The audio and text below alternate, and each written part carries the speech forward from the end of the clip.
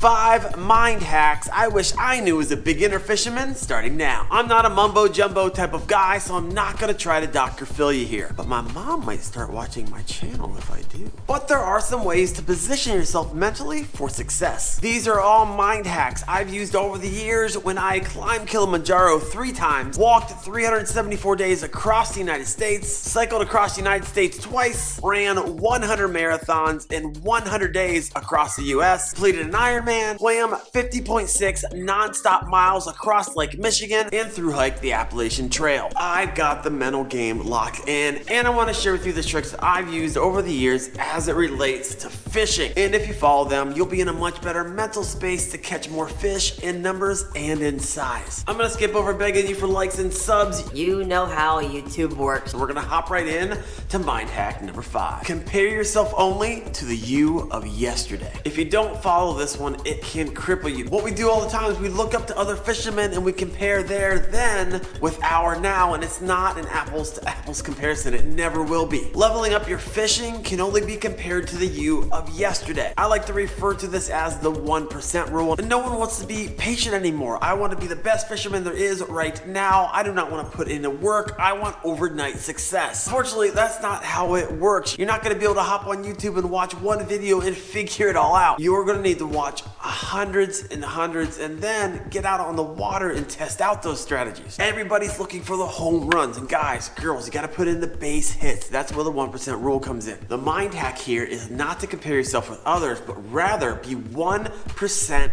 better than the last time you went fishing. And with that mentality, you will grow as a fisherman much faster than you ever have. Yes, it'll take some work, it'll take some patience, but here in 6 months, in a year, you will be surprised with how much growth you see in your fishing game. 1% better than last time.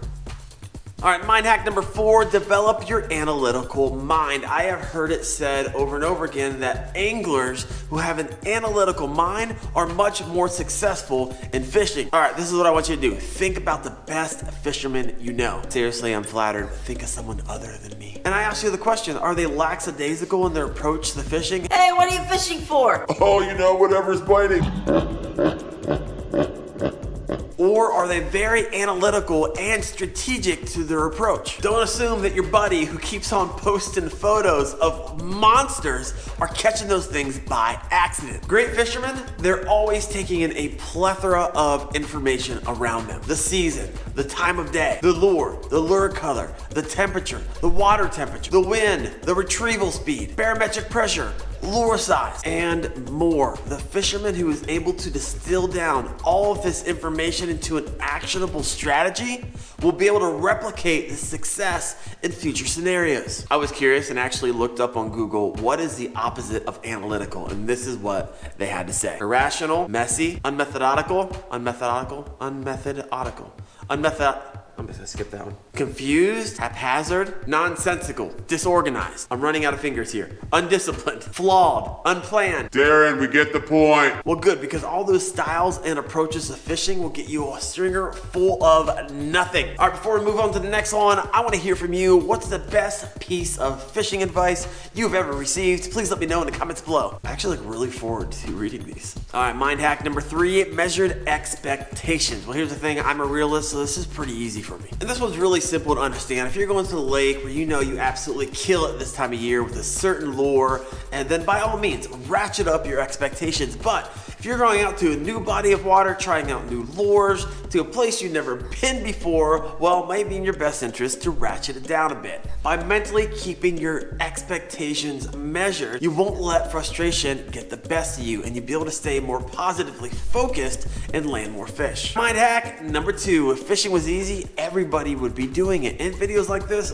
wouldn't be in existence. So another way to increase your advantage out in the water is a positive mental attitude. Instead of losing it after not catching anything and giving up and quitting for the day, another way to look at it is that you're systematically figuring out what the fish want by the process of elimination. And there's a big difference between the two. One is a positive, motivated, focus, and the other one is just getting frustrated. If this video is bringing you value, please help me out, hit that like button, and moving on to the final mind hack. Here it is. I was reading an article recently from the Minnesota DNR, and they were interviewing a bunch of fishing parties, and they said that the number one answer to this question, what are you fishing for, is Whatever's biting. with that laissez-faire attitude will usually land you a bunch of nothing, and unfortunately you have to answer the question, Hey, what did you catch? and your answer will sound something like this. Oh, you know, I just love being on the water. Oh, it's just so beautiful. The sunrises.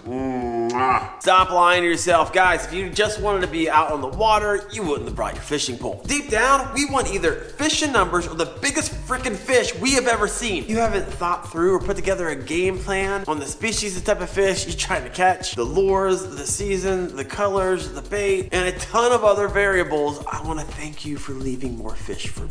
And being mentally prepared is how you're gonna get there. I heard a quote recently that said, a goal without a plan is just a wish. So if your goal is to catch a big fish and you have no plan on how to do it, guys, you ain't fishing, you just wishing. And that game plan actually takes place before you even pick up that fishing pole. Mentally have a plan, you'd be much more happier with the time you invest. I've got good news for you. I got 4 more mind hacks for you, but they're in another video. 4 psychological tips to catch more fish. Right there.